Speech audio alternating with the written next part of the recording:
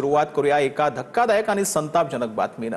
पुण्यामध्ये अल्पवयीन मुलीवर लैंगिक अत्याचाराचा प्रयत्न करण्यात आला। आरोपीचं वय 50 पेक्षा अधिक असल्याची माहिती आहे। आजोबांनीच आपल्या नातीवर अत्याचाराचा प्रयत्न केल्याची प्राथमिक माहिती आहे। संशयित आरोपीला अटक करण्यात आले। पर्वती भागातील ही धक्कादायक घटना आहे। नागरिक सध्या रस्त्यावर उतरल्यात। वरिष्ठ पोलीस अधिकाऱ्यांनी घटनास्थळी धाव घेत नागरिकांना रस्ता जो आहे तो खाली करण्याचं आवाहन केलं। आपले प्रतिनिधी प्रदीप कापसे लाईव्ह जोडले गेलेले आहेत। प्रदीप, खरं म्हणजे संतापजनक आणि तितकीच धक्कादायक घटना पुण्यामध्ये घडलेली आहे। पर्वती भागातील ही घटना आहे। सध्या तिथं काय घडतंय, काय नक्की घडलेलं आहे? आपल्यासोबत स्वतः पुण्याचे सहपोलीस आयुक्त रंजन कुमार शर्मा सर आहेत। सर, नागरिकांना नक्की काय आवाहन कराल? ही घटना नक्की काय आहे? नागरिक संतप्त झालेले पाहायला मिळतात। जमावाच्या आक्रमक प्रतिक्रिया आहेत। लोकांना काय आवाहन? या जे दत्तवाडी परिसरचे जे झोपडपट्टी एरिया आहे तिथे एक 9 वर्षाची मुलगीवर त्यांचे सख्खा आजोबा यांनी जे आहे अतिप्रसंग करण्याचा प्रयास केलेला आहे। मुलगीला मेडिकलसाठी ससून हॉस्पिटलला पाठवण्यात आलेलं आहे आणि मुलगी जे आहे से सुखरूप आहे। त्यांचे मेडिकल चेकअपची प्रोसेस चालू आहे। त्यांच्यासोबतच त्यांची आई पण ससून हॉस्पिटलमध्ये आहे आणि तेही जे आहे त्यांची तब्येत बरी आहे। आणि हे जे अति दुर्दैवी आणि अशा प्रकारचे जे प्रकार झालेला आहे त्यांच्यामध्ये त्या सख्खा आजोबाने जे आहे से असा प्रकार केलेले आहे। त्यामुळे हे जे आहे अतिशय वाईट परिस्थिती आणि वाईट जे आहे से इन्सिडेंट आहे। यांच्यामध्ये मी लोकांना आवाहन करतो की यांच्यामध्ये आरोपी जे आहे ताब्यात आहे। FIR रजिस्ट्रेशन करण्याचे प्रोसेस सुरू आहे। त्यामुळे सर्व नागरिकांना जे आहे से कुठल्याही ठिकाणी गर्दी जमा न करता जे आहे से आपल्या कामासाठी त्यांनी जायचे आहे आणि ज्यांच्यामुळे की पोलिसला बाकीचे ॲक्शन जे आहे ते करणे सोयीस्कर होईल।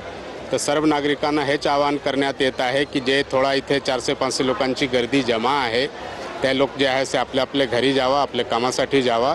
बाकी जे आहे सर्व प्रकारचे कायदेशीर कारवाई जे आहे पोलिसने तात्काळ यांची दखल घेऊन ते करत आहे। आरोपीला ताब्यामध्ये घेतलेला आहे का? आणि नागरिकांची मागणी आहे की आरोपीला आमच्या ताब्यामध्ये द्यावं।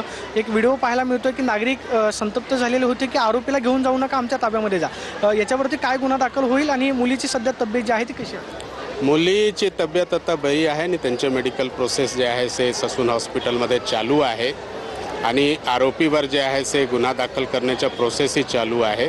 आरोपी सध्या ताब्यात आलेला आहे आणि त्यांच्यावर जे आहे से बाकी पुढील जे आहे कायदेशीर कारवाई करण्यात येते। नागरिकांचं नक्की म्हणणं काय आहे? तुम्ही सुद्धा त्यांच्याशी संवाद साधण्याचा प्रयत्न केला। नागरिक काय म्हणतात? नागरिक संतप्त आहे आणि त्यांच्यामध्ये जे आहे अशी घटना म्हणजे एकदम विकृत मानसिकताची घटना आहे। त्यामुळे जे आहे नागरिक संतप्त आहे आणि त्यांना आपला सर्व अधिकारी जे आहे समजावून शांत करण्याचा प्रयास करत आहे। आम्हाला नागरिकांचे हेच विनंती करायची आहे की घटना दुर्दैवी आहे। घटना जे आहे से सामाजिक विकृतीचे पराकाष्ठाचे उदाहरण आहे। तरीही जे काही कायदेशीर कारवाई आहे ते पोलिसने तात्काळ दखल घेऊन ते करत आहे। त्यामुळे सर्वांनी जे आहे शांत राहावा आणि जे आहे से या ठिकाणी गर्दी न करता जे आहे से आपल्या कामासाठी त्यांनी जावा।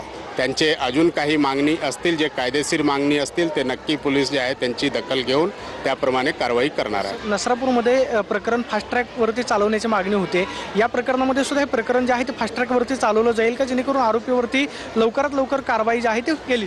नक्कीच यांच्यामध्ये हे तात्काळ जे आहे से जितके फास्टमध्ये जे आहे चार्जशीट करून आणि फास्ट ट्रॅकमध्ये हे करण्याची कोर्टाला जे आहे से याबद्दलचे पूर्ण विनंती आणि समन्वय साधले जाणार आहे। आपण पाहतोय की या प्रकरणामधला आरोपी जो आहे तो सध्या पोलिसांनी ताब्यामध्ये घेतलेला आहे।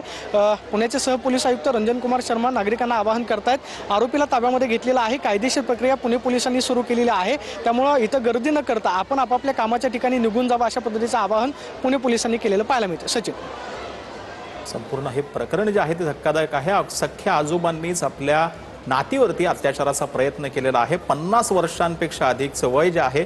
प्रदीप, या संपूर्ण सविस्तर माहितीसाठी धन्यवाद।